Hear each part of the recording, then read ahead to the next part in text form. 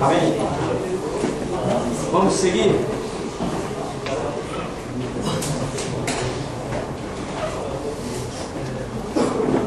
Vamos falar de um detalhe muito importante, que é a composição da Bíblia. É uma coisa fora do comum. Tem gente que não entende. A Bíblia revela as muitas maneiras de Deus agir ao longo da história humana. É isso que a Bíblia mostra. Isso é o que nós chamamos de dispensações. Dispensações é aquela maneira como Deus está agindo com a humanidade. Antes, lá na pré-história, Deus estava agindo. Lá com Adão, Deus estava agindo. Com Moisés, agindo. Nos tempos dos profetas, no tempo dos reis. Tudo são maneiras que Deus está agindo, ou no absoluto, ou no permissivo. Mas está agindo. Uma coisa é o absoluto, outra coisa é o permissivo. Mas Deus está agindo. O rei foi uma vontade absoluta de Deus? Não, nem o próprio Filho unigênito não reinou como rei. Amém? Então, essa história de rei nunca foi um absoluto de Deus em todas as eras passadas. Mas Deus permitiu que a nação de Israel tivesse um rei? Sim. Né? O divórcio é o absoluto da vontade de Deus? Não. Mas é permissivo? É. Né? Tanto que indagaram a Jesus dizendo: Moisés deu carta de divórcio. E Jesus falou assim: olha, no princípio não era assim, mas por causa da dureza dos vossos corações, Deus permitiu Moisés dar carta de divórcio. Né? Tanto que não houve nenhuma repreensão a Moisés por ele dar carta de divórcio. A Escritura se calou, houve uma permissão de Deus. Mas Jesus deixa bem claro que o objetivo principal não era esse. Por que o divórcio existe? Porque pessoas não sabem o seu devido lugar. Porque se soubessem e se submetessem à vontade de Deus, não existiria divórcio. O divórcio é porque alguém não está entendendo o seu lugar. É isso que acontece. As desavenças, as contendas são essas. Alguém não está entendendo o seu lugar. E cá entre nós, né? Como dizia assim, ó, cá entre nós, né? O que acontece? A Escritura é óbvia em mostrar posicionamentos, ou não é? A Bíblia é a nossa regra de fé e de prática. Essa é a declaração universal da teologia. Então, quando nós sabemos o nosso lugar, as coisas caminham. Se não soubermos, não tem jeito. Então, o divórcio é uma permissão de Deus, né? Fique bem claro. Esse ministério crê que o divórcio possa acontecer. Não somos aqueles que lutamos a vida toda por um relacionamento conjugal. Não perdemos tempo. O caminho é esse. Quer, não quer, cada um para um lado, vai servir a Deus, dá seu jeito. Mas que vai ficar batendo em tecla até os anos passarem, perder sua vida, perder o seu chamado ministerial, isso aí é ignorância para outros. Para mim não, estou fora. Então, permissões e absoluto. O rei em Israel não foi uma vontade absoluta. Tanto que quando os israelitas pedem um rei e Samuel, o profeta, fica lá se lamuriando, o que Deus diz? Samuel, eles não rejeitaram você, eles rejeitaram a mim. Então, a instituição do rei, que foi a vontade permissiva de Deus, pois foi o próprio Deus que escolheu Saul, não foi?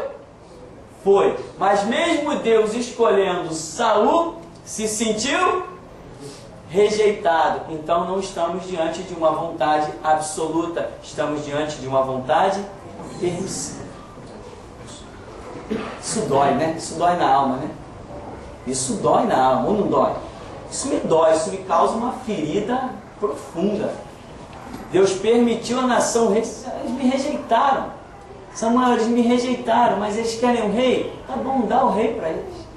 Isso é uma cicatriz que nada sara isso, me dói. Mas a minha luta é, Deus, que eu não te decepcione. Não importa o que eu tenho que passar, não importa se eu tenho que perder a cabeça, não interessa nada. Deus, eu só quero ouvir a Tua voz, entender a Tua vontade, só isso. O resto o Senhor deixa comigo, porque eu sei que a Tua graça me basta. Então, isso são as dispensações, né? As maneiras como Deus trata com a humanidade, tanto no absoluto quanto no permissivo, porque todas as coisas estão nuas e patentes diante dos olhos de Deus. Então nós vemos na Bíblia, a composição da Escritura é Antigo Testamento e Novo Testamento. Veja bem, nós estamos falando de tratado de Deus com a humanidade. Se há um Novo Testamento, significa que o Antigo sai de vigor, não é? Lógico, sem dúvida, não precisaria nem explicação. Mas ainda em Mateus 5,17, Jesus Cristo diz assim: não cuideis que vim destruir a lei ou os profetas, que é Antigo Testamento. Eu não vim destruir, eu vim cumprir. Então, Antigo Testamento está cumprido. Cumprido em quê? Nós vamos ver. Aí vem Jesus naquele dia em que ele está na celebração da Páscoa, ele levanta o cálice e diz: este é o sangue da nova aliança. Antigo Testamento era a antiga aliança com Moisés, através de Moisés. Novo Testamento, nova aliança através do sangue de Cristo. Isto é o que compõe a Bíblia. O Antigo Testamento está desprezado? Não. O Antigo Testamento é uma base em que trazia uma promessa. O Novo Testamento é o cumprimento destas promessas. O Novo Testamento nos acrescenta em conhecimento e haja conhecimento? Sim, ninguém vai desprezar. Porém, Deus já não trata mais como no tempo do Antigo Testamento. Ah, ali tem um homossexual. Moisés foi orar: Senhor, o que eu faço com aquele homossexual? Apedreja ele até a morte. No Antigo Testamento era assim. Ah, Senhor, os amalequitas, o que eu faço com ele? Passa todo mundo ao fio da espada, não poupa nem criança nem animais. No Antigo Testamento era assim. E ponto final. Novo Testamento: Deus não tem mandado o seu povo agir assim, mas a sua espada ainda está viva. E Deus tem matado nos dias de hoje. Continua matando, porque Ele é o Senhor que dá a vida e que tira a vida. Porém, não tem mandado mais que nós manchemos as nossas mãos com sangue. Por quê?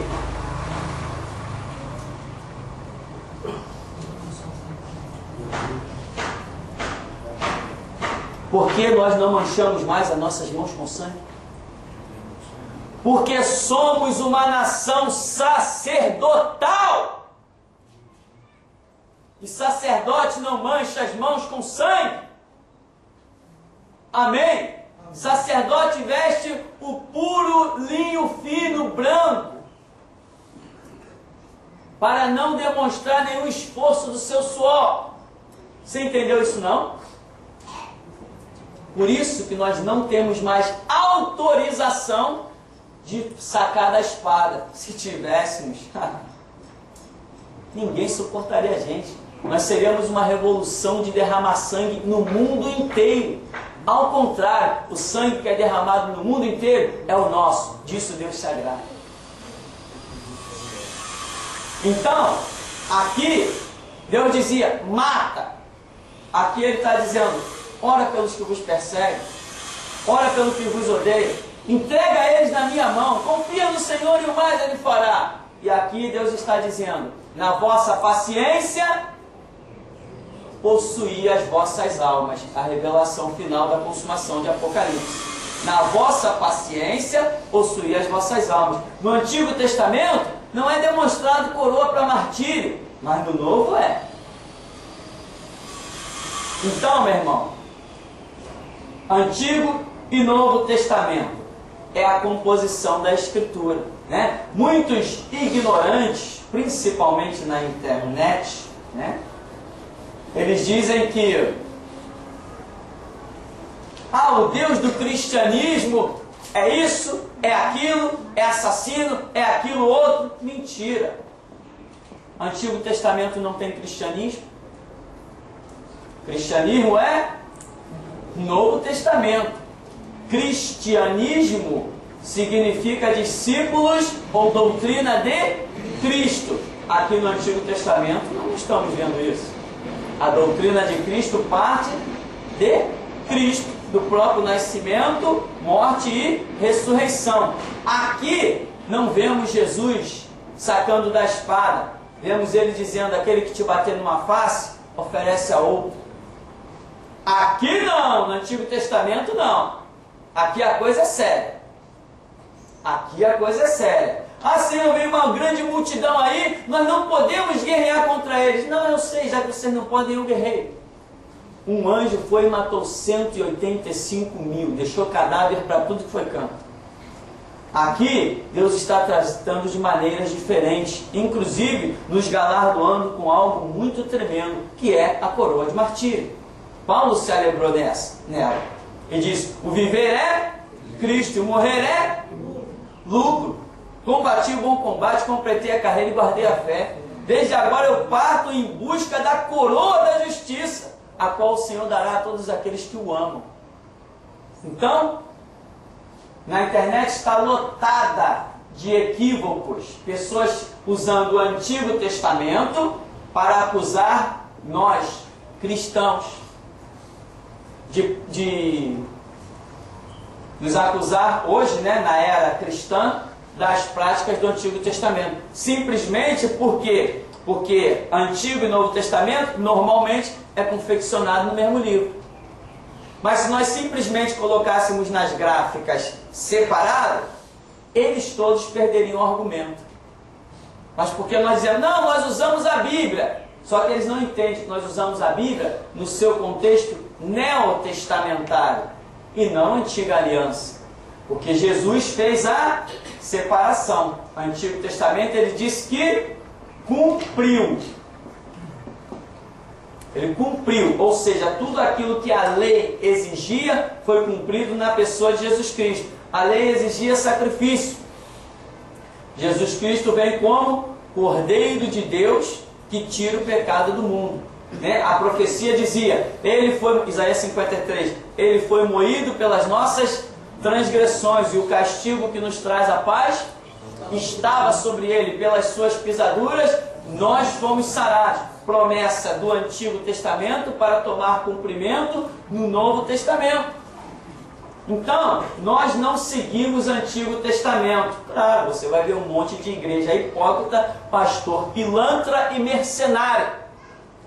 Uma das minhas acusações lá no Ministério Público é isso. Ele fala mal de tudo que é igreja. Falo, cegos.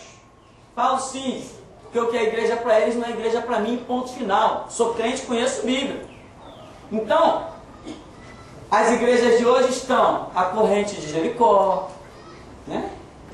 não sei quantas voltas de muralhas, das muralhas de Jericó, não sei o que, a trombeta de Josué, e toma o Antigo Testamento, O que mais? O jejum de Daniel, e haja palhaçada. Isso não é mais igreja. 318. Os 318, isso aí é cartão postal da ignorância. Os 318 lá, porque Abraão tinha um exército com 318 homens. Então, tudo forma de iludir as pessoas. Nós não nos baseamos em Antigo Testamento. A vida da igreja só subsiste se ela for 100% baseada em Novo Testamento. Mas tem promessas não, profecias, vamos assim melhor chamar, profecias que estão no Antigo Testamento em que ainda não se cumpriram. Falam da volta de Cristo, falam do reinado do anticristo que está prestes a se levantar por 7 anos sobre a terra, fala de juízo do trono branco, fala de várias coisas no Antigo Testamento, mas são profecias e não é regra de conduta, entendeu, meu irmão? Regra de conduta está no Novo Testamento. Ah, pastor, mas no Novo Testamento Jesus não se preocupou em dizer não adulterarás, por exemplo. E precisa? Precisa? Somos tão inocentes que alguém precisa dizer para a gente: não adulterarás? Mas Jesus disse: aquilo que vós quereis que os homens vos façam, fazei-vos vós também. Ama o teu próximo como a ti mesmo. Se você não quer um mal para você, você não pode querer para o teu próximo. Então a regra de Jesus é muito mais profunda. E ele não precisava se prender em frases, slogans, frases repetitivas. Ele trouxe coisas mais profundas, ele trouxe princípios. E o Espírito Santo, que é o nosso amigo inseparável, ele testifica com o nosso espírito. Quando nós estamos para tomar uma decisão errada, não sentimos uma impaciência? Claro que sentimos. Não sentimos que, poxa, eu acho que isso não vai dar certo? Claro que sentimos. E quando estamos para tomar uma decisão que vem do Senhor, não vem aquela força e diz: vai em frente que eu sou contigo? Claro que diz. Claro que diz. É só perguntar a Ele que Ele responde. Não é assim que funciona? Então, a Bíblia é composta nesses termos: Antigo e Novo Testamento, né? São as grandes dispensações. Agora, isso tudo é dividido em capítulos e depois subdividido em versículos. O que está escrito em um versículo? Eu costumo dizer que é absolutamente nada. Quem fundamenta uma doutrina, uma regra de conduta em um versículo, está cometendo um suicídio espiritual. Vai se dar mal com toda certeza. Porque se existe um capítulo, e este capítulo está inserido dentro de um livro, eu não posso ignorar o livro, o motivo da existência do livro, todo o seu contexto de vários e vários capítulos, e me prender a um versículo que muitas vezes nem versículo é, ele vem entre vírgulas, né? Ou com outras pontuações do nosso idioma, em que aquilo não expressa uma opinião definitiva, é apenas um ponto de vista que às vezes vai enriquecer o próprio contexto no sentido geral. Então eu não posso me basear nunca no versículo, porque eu tenho todo um contexto para observar. Se eu me basear apenas no versículo, eu estaria fazendo como nós costumamos falar, é tirar o texto do seu contexto e usar como pretexto. É o que fazem os satanistas na internet, tentando denigrir a Bíblia. Inclusive quando eu estava lá nas minhas férias, eu recebi um papel falando os erros e contradições da Bíblia. Eu falei: isso aqui deve ter muita besteira. Não deu outra. Logo no começo, o primeiro verso que eu li, o camarada já começa dizendo assim: a Bíblia diz que toda a Escritura é divinamente inspirada. Mas lá em tal lugar está escrito isso, em tal lugar está escrito aquilo. Primeiro, a Bíblia não diz que toda a Escritura é divinamente inspirada no seu contexto escrito. Toda a Escritura é divinamente inspirada no seu contexto de registro. O diabo fala em Mateus 4, isso é inspirado? Não, mas o registro disso por Mateus é inspirado. É aquilo que nós já temos estudado aqui: fato inspirado e registro inspirado. E outra coisa, lá em, parece 2 Timóteo 3,16, ou primeira, quando diz que a Escritura é divinamente inspirada, não está dizendo toda a Escritura é divinamente inspirada. Ao contrário, está dizendo toda a Escritura divinamente inspirada é. Não está dizendo é divinamente inspirada, está dizendo divinamente inspirada é. Tem diferença? Claro que tem. Ele diz assim: toda Escritura, toda, não está se limitando à Bíblia. Porque até então, quando Paulo escreve isso para Timóteo, a Bíblia não foi compilada, o livro não estava fechado, como temos hoje. Então, toda Escritura divinamente inspirada é proveitosa para redarguir, para instruir, para educar o homem de Deus, como Paulo diz. Então, toda Escritura divinamente inspirada é proveitosa. É isso que está escrito lá. E não que toda Escritura é divinamente inspirada. Por exemplo, os livros de história do Brasil são inspirados? A Constituição é inspirada? Só se for por Satanás. Né? Então veja, não é toda a escritura que é divinamente inspirada, mas toda escritura divinamente inspirada é proveitosa. É isso que a Bíblia está dizendo. O problema é que não estamos aqui para dar aula para satanista, né? Nós temos coisas mais importantes para fazer. Então, aí eu comecei a ler o que o homem diz. A Bíblia tem mais de 4.000 contradições. Parabéns, parabéns para esse camarada, porque até hoje eu não achei nenhuma. Então, seguindo aqui, nunca use um versículo da Bíblia para querer, meu irmão, fundamentar uma doutrina.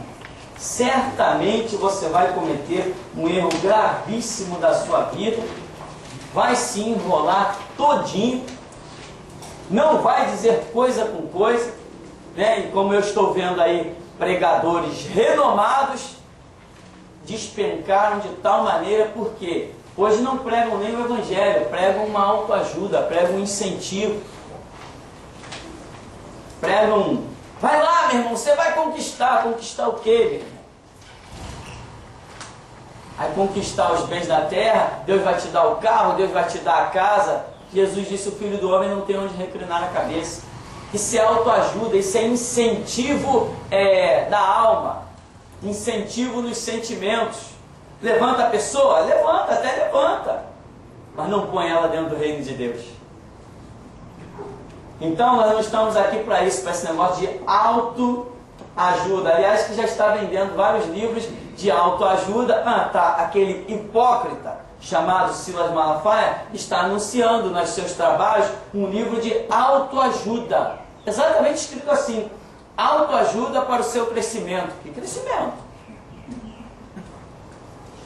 Em rumo a quê? Crescimento rumo ao abismo? Só se for. Ele está vendendo um livro de autoajuda. Não perca tempo com isso, né? Se você tiver que escrever, escreva o que Deus te mandar escrever. Não queira ser um vendedor de livros. Você vê que a coisa caiu a tal ponto que agora já tem livro de autoajuda para crentes, né? Bíblia do ministro evangélico, mais autoajuda. Ora, que desgraça. Autoajuda para mim é do Espírito Santo. Só reconheço essa.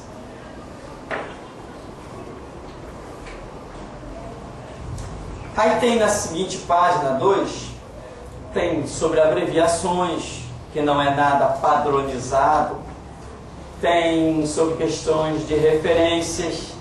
Depois nós vamos ver alguns títulos da Bíblia, maneira que as pessoas se referem à Bíblia, de maneira que a própria Bíblia, os servos de Deus que escreveram coisas fazem menção, né?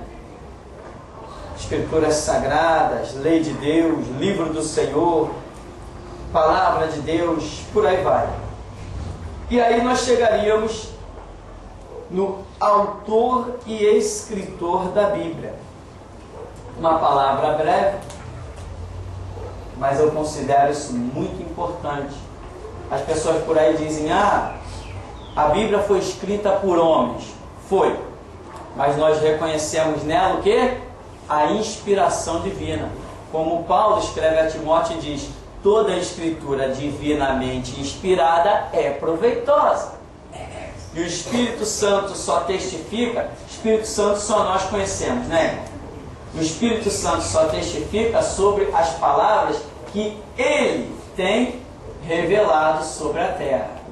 Se não são palavras dele, Ele não testifica.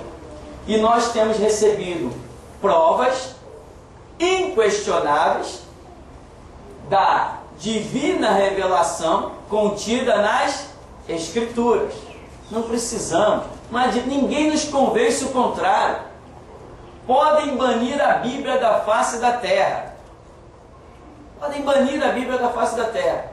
Podem nos colocar no paredão. Pode fazer o que for. Nós vamos continuar dizendo que a Bíblia é a palavra de Deus. Por quê? Porque não aprendemos isso no colégio. Aprendemos isso com o Espírito Santo de Deus. Já ouvimos a sua voz. Conhecemos o seu toque. Temos intimidade com Ele, andamos com Ele e Ele anda com a gente. Já temos contemplado as coisas espirituais. Quem aí já viu anjo? Em sonhos ou visões? Então, quem vai arrancar isso de você? Eu já fui arrebatado das regiões celestes. Quem vai tirar isso de mim? Metralhadora, canhão? Eu estou rindo e zombando.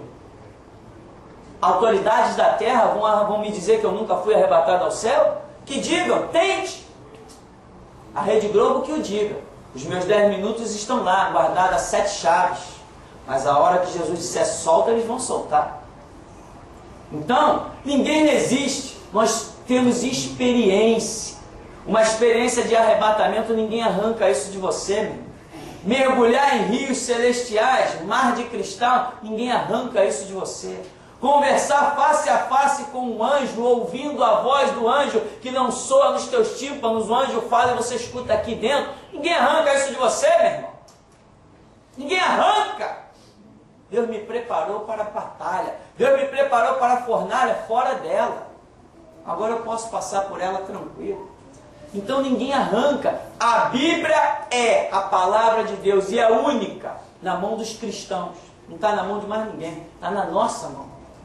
Então, podem dizer o que quiser, podem falar o que falar, podem mandar recado o que quiser mandar, né? Até um cego, como eu falei, o camarada teve uma visão, foi a última chance dele. Nunca mais se levantará. Se ele um dia se levantar com o ministério, eu fecho as portas da igreja. Teve a visão gloriosa, o sonho de que eu estava sem os globos oculares e de cabeça baixa, e me dirigindo como pregador oficial dentro da casa dele. E o camarada, dependente da palavra que eu ia pregar dentro da casa dele, me manda um e-mail dizendo que eu estava cego e humilhado. Pois se ele no sonho era demonstrado que ele dependia da minha pregação. É assim que eu ando, sem o globo ocular, eu não quero saber de nada da terra. Esse conjunto que tem aqui, cristalino, córnea, retina, isso só te permite enxergar as coisas da terra e não do céu. Tanto que a Escritura diz que temos que andar por fé e não por vista. Abacuque fala, olha, Abacuque menciona o globo ocular dele, você sabia? Ainda que a figueira não floresça, é o que ele está vendo. Produto da oliveira, minta. Nos campos não hajam vaca, a malhada seja arrebatada. Todavia, aí ele entra para a fé. Eu me alegrarei no Senhor e exultarei no Deus da minha salvação. Ou seja, não interessa nada do que eu veja, interessa o que eu creio. É o que Abacuque está dizendo. Assim sou eu, assim tem que ser você. O seu globo ocular não pode influenciar na sua vida, você tem que andar por fé. Cabeça baixa, acredite, é sinal de humildade, que apesar de ser quem sou e saber quem sou, sou uma pessoa usada para mudar uma dispensação mundial. Eu deveria estar o cara mais orgulhoso do mundo. Eu estou sendo usado para mudar uma dispensação mundial. O primeiro pregador preso na ditadura democrática. Eu deveria estar soltando fogo, se bem que estou, mas estou na humildade. Estou tranquilo, não estou me colocando acima de ninguém, nem melhor do que ninguém. Estou trabalhando para acordar o povo de Deus, porque a porta vai se fechar e muita gente vai chorar lágrimas de sangue. Vai haver pranto e ranger de dentes. Então, camarada, dependente da minha pregação, dentro da casa dele, aí ele interpreta do jeito dele, manda um e-mail mal criado. Eu só disse, entre outras coisas, eu disse que tu suma da minha frente, né? Não apareça mais na minha frente, porque não temos parte um com o outro. Então, meu irmão,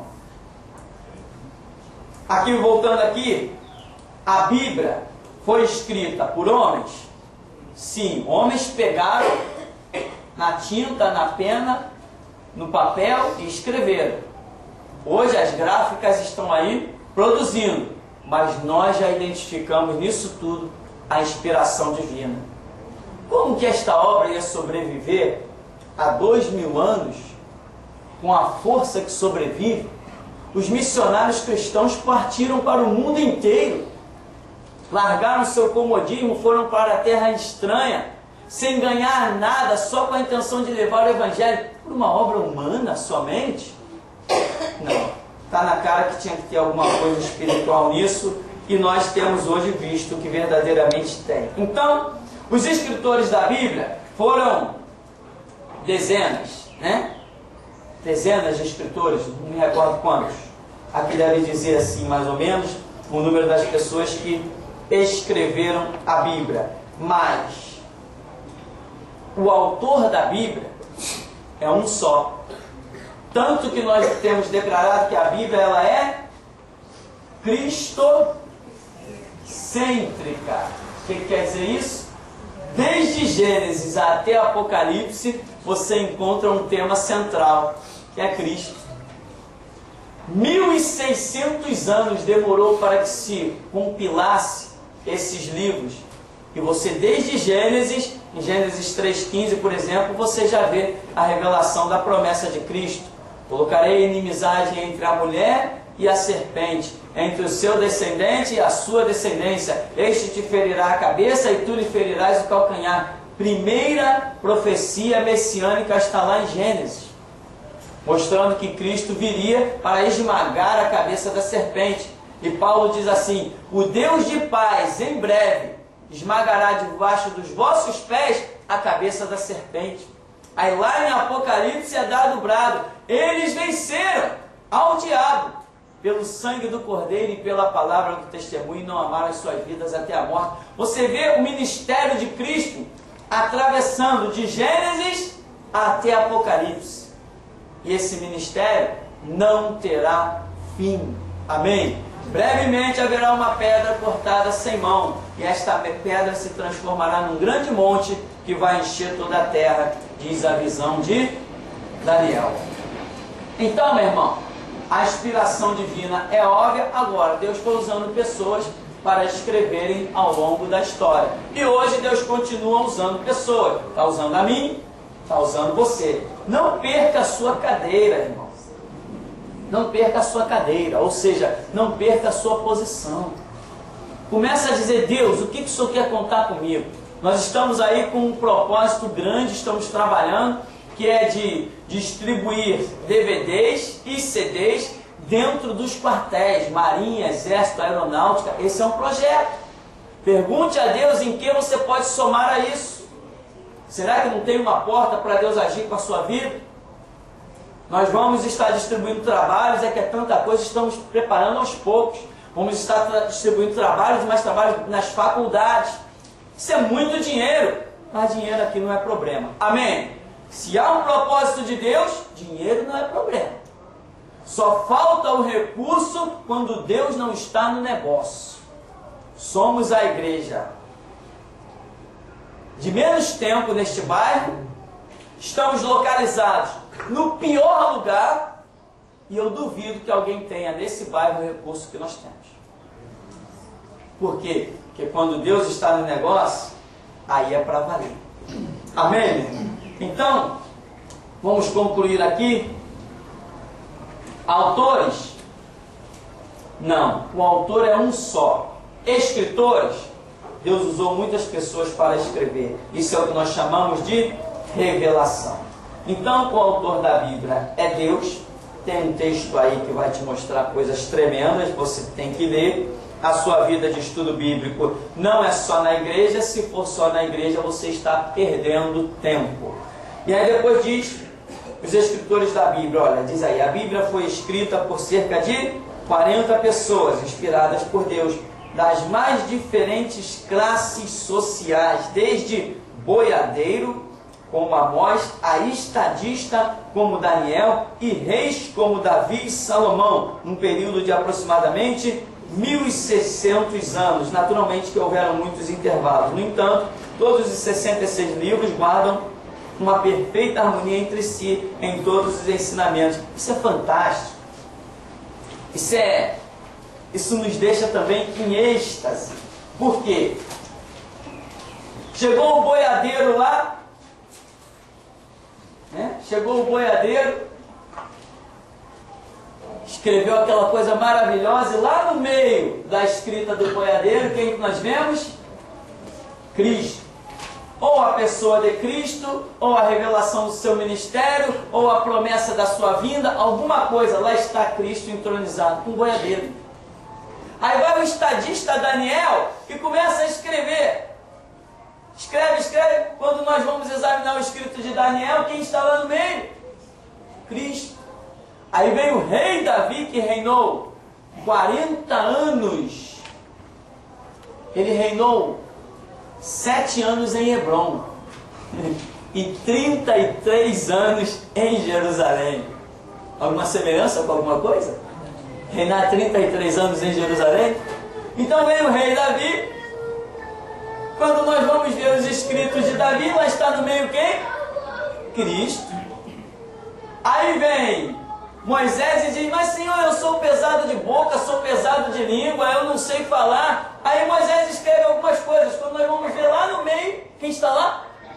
Cristo. Aí vem o pescador lá, pesadão de boca, que as autoridades até disseram assim: esses homens são indoutos. Em outras palavras, são burros. Pescador, como é que eles podem falar com essa ousadia? Alguém diz assim: ah, mas eles andaram com Jesus. Aí lá está Pedro, o pescador, escreve. Quando nós vemos no meio do escrito de Pedro, quem está lá? Cristo. Eu e você começamos a escrever sem grandes estudos, sem grande formação. De repente os homens leem e ficam bravos, indignados, porque quem está lá no meio? Cristo. Não adianta, ninguém detém. O escritor sou eu, mas o autor é ele. Não tem jeito. Ele continua falando e eu continuo escrevendo. Então, meu irmão, isto é uma glória. Só nos resta dizer, quer eles ouçam, quer deixem de ouvir, mas nós vamos dizer: a Bíblia é a palavra de Deus. A Bíblia é a palavra de Deus. Tem mais: não precisamos da espada do Antigo Testamento. A espada do Novo nos é suficiente. Quem vai deter? Eu disse para o delegado: você está pensando que você prendeu um homem cheio de maconha e cocaína? Você está pensando que o meu cérebro foi corroído pelo crack? Então, meu irmão, esse é o nosso trabalho. Não é criar uma ideologia, é viver uma que já foi criada pelo sangue do Cordeiro de Deus, que tira o pecado do mundo há 2000 anos atrás. Não caia, não provoque a sua queda criando ideias. Siga ideias que já estão bem estabelecidas. Agora, tem muita gente falando besteira, deixa falar. Você dobra os teus joelhos e ouve Deus. O que ele te disser, isto é a verdade, porque ele não é homem que mente, nem filho de homem que se arrepende. Então, concluímos assim: a Bíblia como livro, né? Aí você vai ver, a palavra Bíblia vem do grego biblion, que quer dizer conjunto de livros, né? Conjunto de livros. Quantos livros nós temos? 39 no Antigo Testamento e 27 no Novo Testamento, e aí temos 66 livros.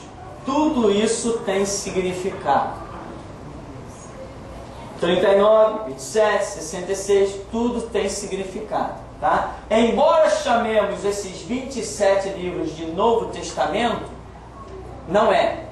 É um costume que a igreja errada passou a declarar. Porém, Novo Testamento é Mateus, Marcos, Lucas e João, porque o Novo Testamento é a doutrina de Cristo. Chamou-se os outros livros, as cartas de Paulo, de Pedro, de Tiago, de João, chamou-se porque muitos entenderam que eles estavam proclamando uma continuidade da doutrina de Cristo. Até aí tudo bem, mas examine, porque tem coisa que Pedro, Paulo, Tiago e João escreveram que eu não concordo. Eu prefiro ficar com o que Cristo disse. Amém, irmão? E tem coisas que Paulo diz, por exemplo, sede sujeitos às autoridades. Mas Pedro diz assim: julga entre vós se nós devemos ouvir primeiro a vós ou a Deus. Não se curvou. As autoridades disseram: prende Pedro. Mas Deus não concordou. Mandou o anjo: solta Pedro. Então nós vemos confronto. Pegar uma moeda, é lícito pagar tributo a César? Jesus falou assim, hipócritas, por que vocês me tentam? De quem você finge aí? Ah, é de César. Dá a César o que é de César, mas a Deus o que é de Deus. Amém, meu irmão? Então, nós vamos ficar por aqui. Que você não seja um estudante dentro da igreja. Você não vai a parte alguma. Todo sábado, era o tempo que eu tinha, eu acordava ali, 8 horas da manhã eu começava a ler minha Bíblia e parava às 18. Era assim que eu caminhava. E até aqui me ajudou o Senhor, operando além do que pedimos ou pensamos. Vamos agradecer então em nome de Jesus. Senhor Deus vivo e poderoso, nós te glorificamos, porque, Senhor, não importa o que dizem, Tu estás em nosso meio. Não importa o que declaram, estamos vendo o Senhor. E não temos o Senhor, como diz a Escritura, no momento, ó Deus, em que Jó teve as suas experiências, ele falou, eu te conhecia de ouvir falar, mas agora te veem os meus olhos. Não, nós não vamos declarar que te conhecíamos de ouvir falar, vamos declarar apenas, nossos olhos te veem. Por isso, Deus vive poderoso, ser engrandecido, ser glorificado, derrama a tua unção de libertação sobre todas as mentes, Senhor. Estejamos preparados para cumprir os teus propósitos, e quer seja pela morte, quer seja pela vida, que o nome do Senhor seja glorificado. Assim oramos e agradecemos em nome de Jesus. Amém. Vamos em paz em nome de Jesus.